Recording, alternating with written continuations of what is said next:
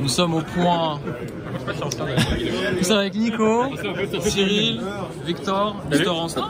Vous l'avez reconnu dans les essais Porsche. Et moi-même, on va vous faire une petite visite guidée, surtout avec tonton Wiki. Il s'y connaît beaucoup. Il s'y connaît vraiment beaucoup. Culture automobile. Non. High level. Il est quand même capable de donner le code couleur des voitures. Je crois. Mais toi, tu vas l'aiguiller parce que toi aussi, t'es calé. Non, je suis petit à côté de lui. Numéro 1, numéro 2. Ex-aequo. Ex-aequo, nous tous les deux. Nous, on est moderne. Et peut-être que toi aussi. Numéro 2. Ok. Bon, les gars, allez, on arrête de faire la petite discute. On est chez Bugatti, c'est du sérieux. Pourquoi Bugatti? Parce que c'est la base. Bah, la base, le fleuron français. Hein? Oui, monsieur. Oui. Avec un bleu France. Alors, il y en a, ils vont pas être d'accord, hein, d'accord. C'est italien, d'accord. Ouais, c'est voilà. Non, Ettore Bugatti, c'est réfugié en France. Et le siège social, il est en France. Et il a fui quand même le fascisme pour venir chez nous, pays des droits de l'homme. Oui, monsieur. Oui. Et pour faire, c'est magnifique. Et ceux qui diront que Bugatti, c'est aussi italien, non, le siège social, il est en France. Il a Molsheim, c'est alsacien. Voilà. Bon, allez, on commence par une des plus belles. Alors, malheureusement, il n'y a pas la Chiron. On est à l'automobile, c'est des anciennes. Il y a l'Aveyron, Est-ce que vous avez quelque chose, monsieur, à dire sur cette très belle monture? Moi, déjà, ce que j'ai à dire, ça se voit au premier coup d'œil, c'est le code couleur, justement. Parce que, regarde, ici, ce bleu, qui rappelle. Ah oui, celui-là. Bien vu. Alors, c'est quoi cette ancienne voiture? Ça, pour moi, c'est une Type 35. C'est en fait une Formule 1 de l'époque. Ça date des années 30, tout simplement. C'était à l'époque aussi de Bentley où il faisait des records de vitesse. C'était un peu dans le même état d'esprit? C'était pas tout à fait pareil. Pas tout à fait. C'est quel anti-sèche là-bas? C'est 1929? C'est bien, il y a une anti-sèche sur le mur. Moi, je suis nul, du coup, je dis les inflexions. C'est une Type 35, il est bon. Ah, c'est beau. Et alors, il y a une petite inscription à l'intérieur. Je sais pas si on le voit. Bugatti Veyron. Grand sport, châssis numéro 4450. Ah ouais. C'est la dernière construite. La dernière des Veyron construite. Wow. Alors là, comme quoi il faut toujours lire les légendes. Comme quoi il faut lire les modes d'emploi. Le mode d'emploi, la notice. Et ça, eh ben monsieur n'y s'y connaît rien, mais voilà. J'ai lu. Il a lu. On va faire un petit peu. C'est la dernière des Veyron avant le chien. Je fais un petit peu le tour. Moi j'adore. C'est quoi? C'est des écopes de refroidissement? C'est comme dans la 406 de taxi. Ah ouais, c'est vrai. Et alors là, il n'y a plus de respect, moi je m'en vais. Un beau chef-d'œuvre quand même. C'est très beau. Je crois que c'est la première fois que j'en vois une de mes propres yeux. C'est très beau. Donc c'est le dernier modèle produit. Waouh. Juste avant l'ancien. Alors à vue d'œil comme ça, à vue de nez, pifomètre, combien ça vaut à peu près ça, là, ce modèle? Je dirais. Sachant que c'est le dernier. C'est le dernier. Allez, tu peux mettre un billet de 5 millions, je pense. 5 millions d'euros. Ça c'est vraiment à vue de nez. Je vais regarder sur le bon coin si on a fait une avant. C'est la référence quand même. Bon allez, qui dit 5 millions? Moi, je sais pas, je ne connais rien du tout. Si c'était pas la dernière, ouais. Tu mets un billet à peu près de 2 millions. 2 millions? Oui, parce que c'est une grand sport. Qui dit mieux? 2 millions? 5 millions? Maintenant, vu que c'est la dernière, ça peut facilement doubler. Ouais, je pense, ouais, facile. Parce qu'elle est même pas immatriculée et je pense qu'elle a même pas roulé. Non, elle est restée obligative. C'est vrai. Bon, allez, on fait la suite. On a déjà perdu Victor en cela. Allez hop, ça part là, Cyril. Alors, les amis, ça, c'est juste mythique. Pourquoi? Parce que c'est une Countach. D'accord, mais pas n'importe laquelle. C'est ce qu'on appelle la Periscopo. C'est la première du genre. Vas-y, suis-moi et tu me parles en même temps et tu commentes en voix off. Comme ça, ils peuvent voir un petit peu nos internautes, un petit peu la beauté de spécial. Hein. Moi, perso, j'aime pas. Pourquoi elle est mythique? Parce que c'est la première en fait. Dessinée par Bertone. Et en fait, c'est la plus pure parce qu'elle n'a aucun appendice. C'est le dessin originel de Bertone. Je peux te couper ou pas? Tu te rappelles, Tesla, ils ont sorti un Cybertruck. Franchement, il n'a pas les mêmes formes. Ah, c'est très hein. Mais si tu regardes un petit peu les commentaires qu'il y a eu sur le Cybertruck, beaucoup ont dit il a copié le design de Bertone. C'est vrai. Bon, on va faire le tour, mais t'as raison, effectivement. 70s. Donc, pourquoi il est intéressant ce stand? Parce que tu as donc cette Countach Periscopo, juste à côté une Porsche 959. Ça, c'est la classe. Vraie. Parce qu'il y a tellement de répliques. Sur Retromobile, ici, t'as pas de réplique. Ouais, ce serait une insulte de ramener une réplique. Ça serait une insulte. Franchement. Donc pourquoi l'exceptionnel? Parce que c'est celle qui a introduit déjà le refroidissement liquide, qui a introduit les 4 roues motrices, et en fait, ça a été la première supercar de Porsche, bien avant la Carrera GT et consorts. Et chez Ferrari, il y avait quoi en face? Il y avait la à l'époque, il y avait la F40. La F40, non, c'était après. C'était après, d'accord. D'ailleurs, la F40, je me demande si c'était pas une réponse à la 959. Ouais, je pense aussi. La 959 qui a été la voiture des Golden Boys en fait des années 80. Combien d'exemplaires? Je n'ai pas de nom en tête. À mon avis, il y en a un peu plus de 1000. Ah, attention, voilà la fiche descriptive. Alors là, on coupe et on va faire. Alors, il y a la petite fiche pour ceux qui veulent vraiment savoir plus sur ce modèle. on continue la petite visite. Oh. Alors, attends, on peut terminer ici. Ouais, parce que j'ai vu quelque chose derrière. Les Miura, il y en a plein. Ah ouais. Ici, tu as une Aston Vivit Vantage Zagat. Donc, série spéciale. Pardon. Pourquoi elle est spéciale? Parce qu'en fait, il y a eu plusieurs versions. Il y a eu un shooting bag, il y a eu un coupé et il y a eu le cabriolet. J'adore les feux à l'arrière. Ah, c'est très design. C'est très beau.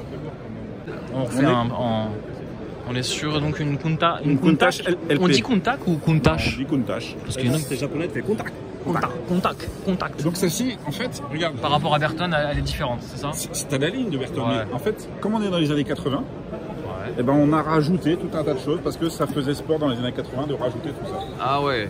Bon, je préfère celle-là. Hein. Après, ils ont rajouté l'aileron à l'arrière. Et après, tu as encore eu une évolution. Et pour l'époque, c'est vrai que c'était très carré, des lignes super tendues. En 82, en France, on était à l'époque de quoi? De la 305. Ouais. On était à l'époque de la CX, à la limite. Ah ouais. Donc si tu veux, quand ça roulait sur les routes, c'était un ovni. Ah bah c'est clair. Mais même encore aujourd'hui. Hein. Même encore aujourd'hui. Aujourd'hui, la couleur, elle est magnifique.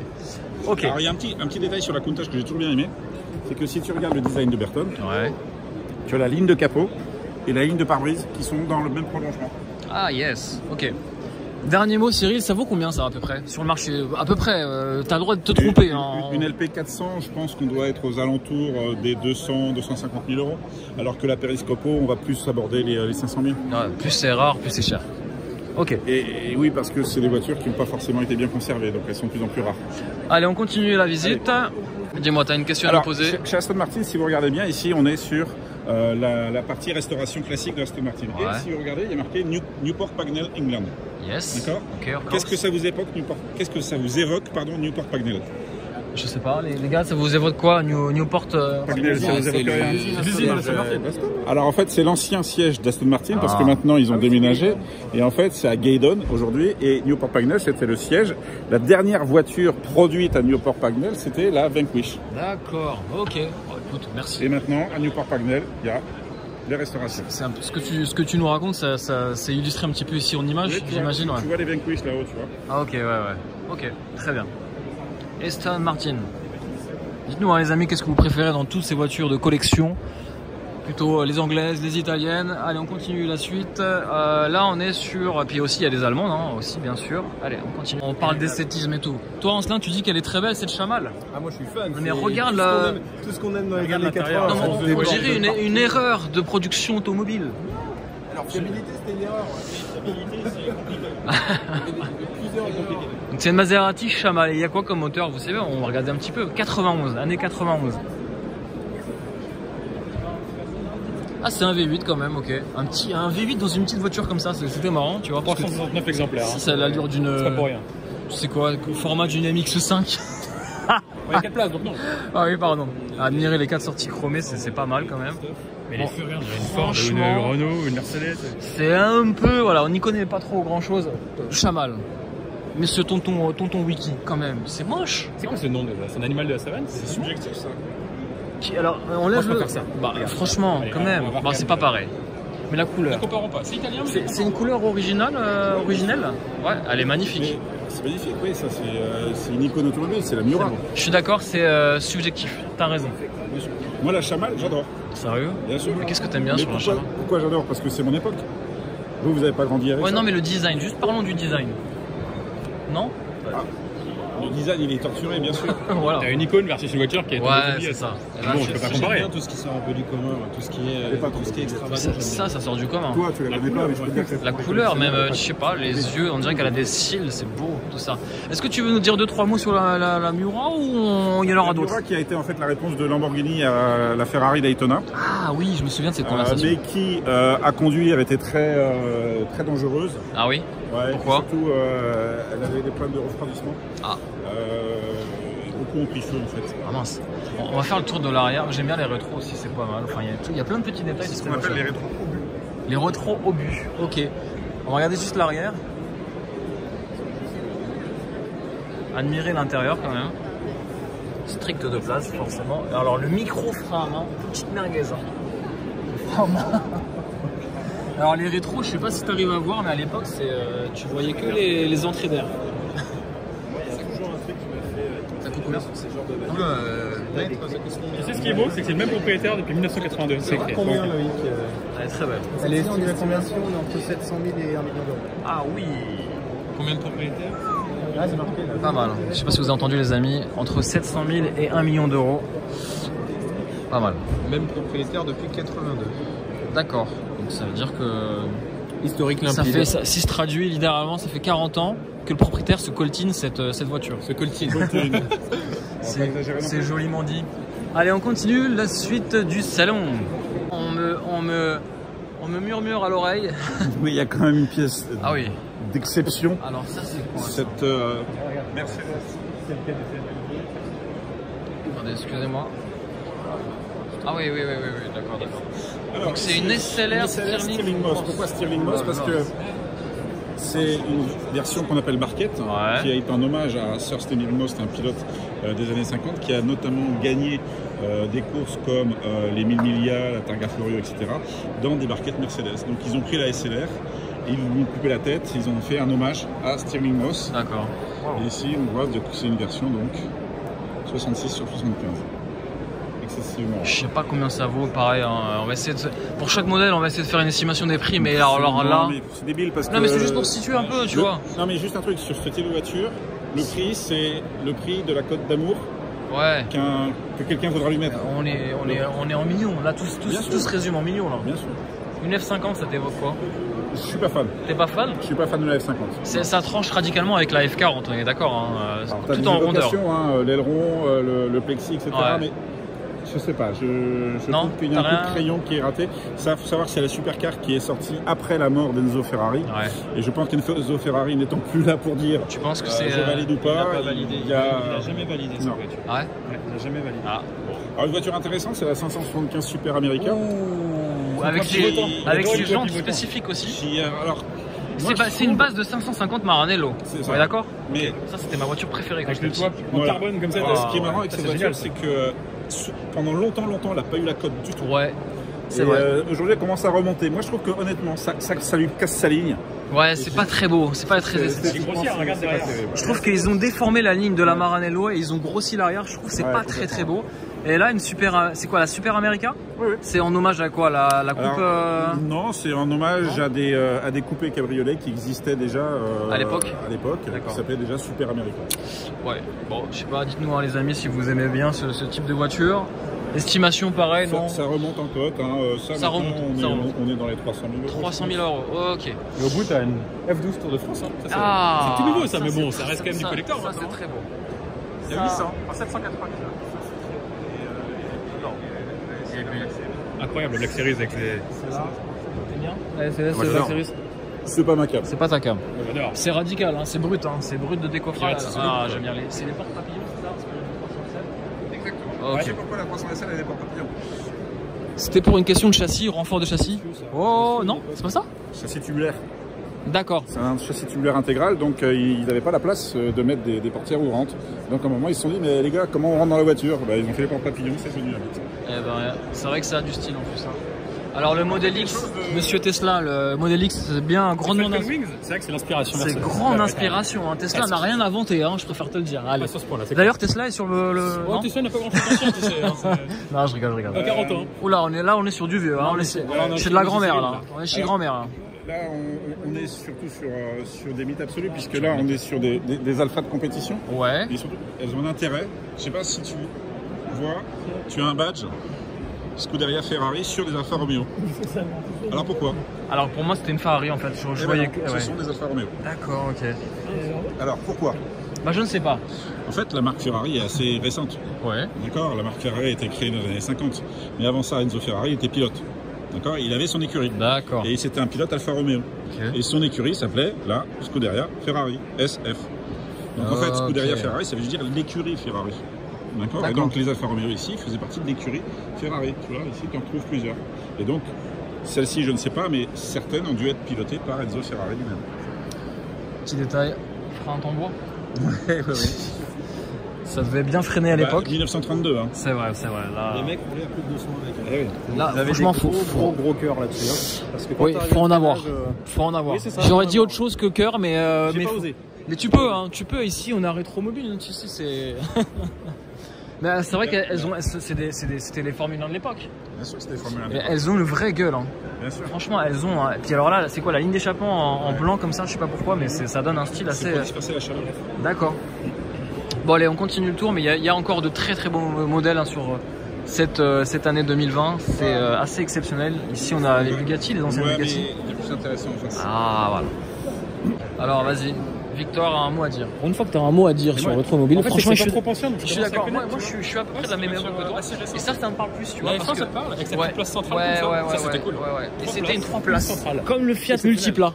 Ah, c'est vrai. Ouais. Donc là, il y a McLaren F1, F1 GT. Alors ça, de mémoire, sans lire le panneau, c'était dans les années 98. C'était un V12. Hein, c'est un V12, je crois de mémoire, 630 chevaux.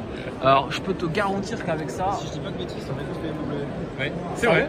C'est vrai. Alors là, il est bon. Oui, parce qu'à l'époque... Ça sent bon les années, c'est un peu vintage. Et après McLaren, il y a plus, après ces années-là, il n'y a plus rien eu de McLaren. Il y a eu un vide total. Tu sais qu'il y a un acteur qu'on a eu comme ça. Acteur anglais. C'était pas Jamiroquai, il n'y en avait pas une. Rowan Atkinson, non, il a fausse. Je crois que c'est Rowan Atkinson. Ah ouais. Mr Bean. Imagine Mr. Ah Bean. ouais. Quand il descend de la mine, C'est vrai. C'est vrai. C'est une McLaren, je crois. C'est vrai. Il y a les Bordeaux, la sienne. Bah, la classe. Bah, je la préfère en Bordeaux, hein, personnellement. Mais c'est vrai, on disait après cette série McLaren F1, il y a eu le. Limite, c'était presque la mort de McLaren. Et puis alors après, ils sont arrivés, mais maintenant ils sont au top. Et aujourd'hui, ils sont à la hauteur de Lamborghini, Ferrari. Il y a la Senna qui est juste là-bas, la McLaren Senna, toute dernière. On va aller la voir. Allez, c'est parti. Allez, visite guidée. Conflit de génération, McLaren F1. Et là, derrière, juste derrière, alors il y a du monde. Hein. On est sur le stand Richard Mille. Et là, on a la Senna. Mais là, c'est la Senna, c'est la Senna GTR. La Senna, elle est déjà folle, là, c'est la version, c'est un ovni là. On va essayer de voir un petit peu. Là, on est passé d'un V12 à un V8, les amis. On est dans le récent. On est dans le récent, on a diminué un petit peu la cylindrée et on a surtout 825 chevaux. Mais là, c'est la GTR, donc on triche un peu. Imagine, moi, je me vois pas rouler avec ça tous les jours, même avec la version normale. Ah non, mais personne roule avec une Senna dans la rue. À part à Dubaï. Ouais, voilà. Bon, voilà. On retourne aux anciennes. Allez, on retourne aux anciennes parce que là, il y a trop de carbone, On sort du sujet là. Donc tu vois, cette Aston t'a fait vibrer, pourquoi? Ouais, parce qu'en fait c'est une DB4, mais c'est pas une DB4 basique, c'est une DB4 GT. Ouais. C'est une DB4 qui a en fait été faite pour la course, et à quoi on la reconnaît? En fait on la reconnaît à son empattement qui a été raccourci. D'accord. Par rapport à une DB4 standard. Et en fait ça c'est une vraie DB4 de course, allégée, etc., etc. Alors, de course, mais ce qui est sympa, c'est quand même, tu as un intérieur, ils ont quand même préservé l'intérieur qui est assez classe. Ici c'est, je pense, une version, ce qu'on appelle une street version. D'accord, ok. Ils ont juste... fait les DB4 de course, elles ont l'arceau. Ouais, voilà, ok, d'accord. Donc c'est l'inspiration course. Mais là, c'est une base de DB4 GT. Elle est pas mal, j'aime bien. Alors l'avant, tout est en rondeur. Hein. Et alors, Superleggera. Alors pourquoi Superleggera? Ici, Superleggera, on le retrouve sur pas mal de voitures, hein, y compris des italiennes. Ouais. En fait, c'est le procédé de fabrication. Ce qui est, si mes souvenirs sont bons, du plaquage de feuilles d'aluminium sur des structures tubulaires, qui est un procédé qui est breveté par... Qui permet, en gros, Superleggera de gagner du poids sur le véhicule, pour que justement, un véhicule qui est... En fait, on va dire que c'est surtout un procédé de fabrication. D'accord. Okay. Puis on utilise encore aujourd'hui, hein, tu as la Lamborghini Huracan Superleggera, je crois. Ouais. Alors moi, ce que j'aime bien, les amis, c'est ça. Les coverings? Le covering. Ah non. Non, je rigole. C'est un covering de course. C'est un covering de course. Et moi, je pense que la légende dirait que c'était pour un petit peu troubler. Dans le rétro, tu regardais dans le rétro, et tu voyais un petit. Ouais, voilà, c'est ça. Moi, je pense que c'était vraiment pour. Ouais, quand même. Une deuxième Enzo. Rouge, cette fois-ci, tu préfères ou pas? Je préfère en rouge. Ouais, là, c'est plus classe. Plus classe en rouge quand même. Non? Moi, je serais jaune. Alors, c'était quoi comme moteur? Vous savez un peu, les amis, non? C'était quoi comme moteur? C'était un V12, hein? À l'arrière, atmosphérique. Voilà, ça vaut sur le marché. Un petit million. Un petit million. Bien sûr. Je te vois venir. Ou pas. Classique. Un classique. Un classique qui a l'originalité de sa couleur. Puisqu'on est sur une Porsche 911 de litre 7 RS. 73. Mais dans ce verre, qui est pourtant un verre original du catalogue, et assez rare, surtout avec la combinaison pied de poule. Alors, par contre, je suis pas certain que la combinaison pied de poule à l'intérieur soit d'origine. En tout cas, c'est marrant. C'était un tissu qui devait être à la mode à l'époque. Ouais. Ok, bon. Par contre, classique. La couleur est d'origine. Ouais. On va essayer de voir un petit peu l'avant, mais j'adore la couleur. Qu'est-ce que t'en penses de la couleur, Victor? Moi j'adore. Ouais. Super original. Très très beau. Avec le petit. La petite mention Carrera ici, la bande Carrera. C'est très beau. Une Daytona, on en a parlé tout à l'heure. Ah ouais. Bon, c'est pas une cave. Deuxième Daytona. Et une Miura. Ah ouais. Du tour auto, mais en attendant, Cyril a quelque chose à nous dire. C'est une Porsche 917. C'est une Porsche 917, mais elle a vraiment ici des caractéristiques exceptionnelles. Alors déjà, ce qui est rare, c'est que c'est ce qu'on appelle une longue queue. Ouais. Si tu te remets un peu l'esthétique de la 917 en mémoire, c'est coupé à l'arrière. Ben, regarde ici, on appelle ça une long tail. Parce qu'il est énorme. Hein. Ouais. Et l'aileron est... Ça, c'était de la recherche d'aérodynamisme. Ouais, t'as un appui de malade avec ça, à mon avis. Et cette version-là, avec ces couleurs-là, elle est connue en fait. Elle est identifiée. Il n'y en a qu'une seule, c'est celle qu'on appelle la psychédélique. De par son design, un peu... De par le covering en fait. D'accord. Si tu regardes bien, en plus, ce qui est dingue, c'est que ce covering n'a qu'un but esthétique. C'est pas un marquage publicitaire comme a pu être Gulf ou autre. C'est simplement un marquage psychédélique violet et vert. L'idée qui la rend unique. L'idée c'était aussi qu'elle se rende visible par rapport aux autres. J'imagine, mais ça a fonctionné puisqu'aujourd'hui on se souvient encore de cette 917. Donc la 917 pour toi, ça fait partie de ton top 1 avec la... Entre la 330 P4 et la 917 psychédélique, honnêtement je pencherais même sur la 917. Ah ouais, à ce moment-là, moi j'ai même un petit fait pour la Ferrari. Alors regardez cet arrière, assez impressionnant, large. Aileron type Pellatart ou pas? Aileron type banc de pique-nique. C'est vrai que tu pourrais vraiment limite t'installer comme un siège et manger sur cet aileron. Donc très très beau modèle. Ouais. Allez, on continue la visite, mais là on est sur le top 1. Donc on va essayer de redescendre d'un cran